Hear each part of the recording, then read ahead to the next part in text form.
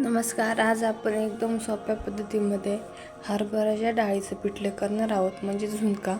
तर ह्याला कुणी झुणका म्हणतात, कुणी हरभऱ्याच्या डाळीचं पिठलं पण म्हणतात. तर एकदम सोपी रेसिपी आहे. भाजीला काही नसलं तर ही रेसिपी नक्की ट्राय करून बघा. त्याआधी आपल्याला अर्धी वाटी हरभऱ्याची डाळ 3 ते 4 तास अशी भिजून घ्यायची. त्यानंतर ह्याच्यातलं पाणी काढून मिक्सरच्या भांड्यामध्ये टाकून थोडंसं पाणी टाकून ह्याला असं मोठं दरदर वाटून घ्यायचं. खूप बारीक वाटायचं नाही आहे, नाहीतर आपला झुणका एकदम चिकट होईल.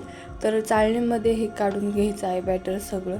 अशा प्रकारे ह्याला पसरवून घ्यायचं आणि कढईमध्ये वापरण्यासाठी ठेवायचं. पाण्याला उकळी आली की ही चाळणी ह्याच्यावरती अशी ठेवून द्यायची आणि झाकण ठेवून 5 ते 7 मिनटं फुल गॅसवरती याला वाफलून द्यायचं आहे. तर 5 ते 7 मिनटांनी बघू शकता मस्त असं हे आपलं बॅटर वाफरलं आहे आणि हाताला चिटकलं नाही की समजायचं आहे मस्त वाफरलं गेलं आहे. तर आता ह्याला आपण थंड व्हायला ठेवून देऊया.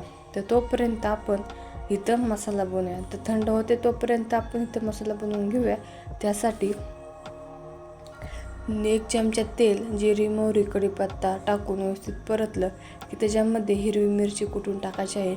मी फक्त हिरवी मिरची कुटून टाकली, तुम्ही आलं लसूण पण टाकू शकता. तर हिरवी मिरची व्यवस्थित परतून घ्यायची.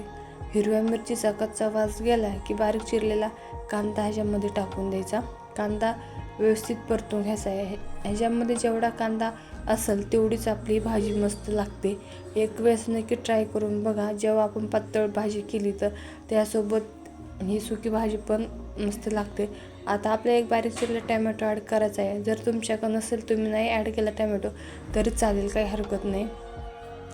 आता टमॅटो चांगलं व्यवस्थित परतला की टमॅटो थोडासा अजून सॉफ्ट होण्यासाठी थोडीशी हळद, थोडंसं मीठ टाकून त्याला मस्त मिक्स करायचं आहे. टमॅटो चांगला लवकर शिजतो हळद टाकल्याने आणि मिठाने पण त्याला थोडं जास्त पाणी सुटतं आणि नंतर मग मसाले आपले खाली असे डागत नाही, जळत नाहीत.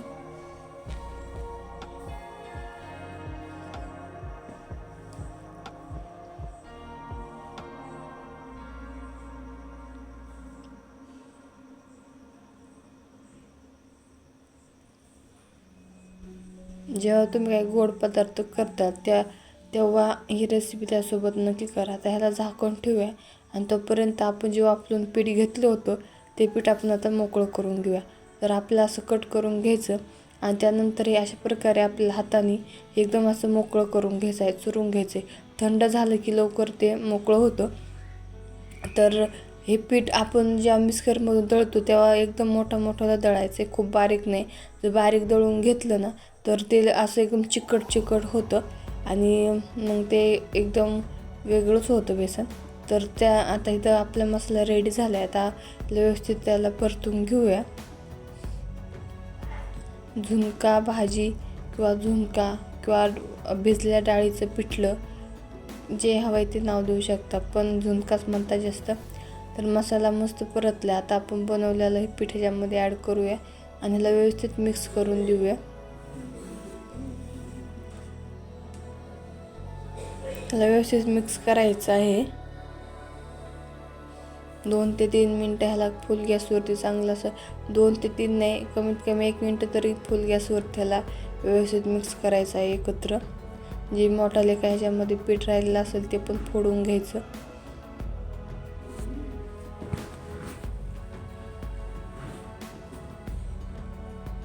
आता हे व्यवस्थित मिक्स झाले. आता ह्याला झाकून ठेवून 4 ते 5 मिनटं कमी गॅसवरती वाफलून देऊया. मस्त आता आपलं असं पिठलं रेडी झालं आहे. आपला झुणका रेडी झाला आहे. तर बघू शकता मस्त असा मोकळा झाला आहे. एकदम खायला खूप भारी लागतो. नक्की ट्राय करू बघा. बाजरीच्या भाकरीसोबत एकदमच आणखीच भारी लागतो. बघू शकता किती मोकळा झाला आहे. आणि जर एकदम मोकळा नसेल आवडत तर थोडंसं ह्याच्यामध्ये पाणी ॲड केलं, पाण्याचे थोडेसे तुडे मारले तरी चालते. तर बघू शकता मस्त आपला झुणका रेडी झाला. तर ही रेसिपी तुम्हाला कशी वाटली मला कमेंटमध्ये नक्की सांगा. तुम्ही पण एक वेळेस नक्की ही रेसिपी ट्राय करून बघा. तर भेटूया अशात एका नेक्स्ट व्हिडिओमध्ये.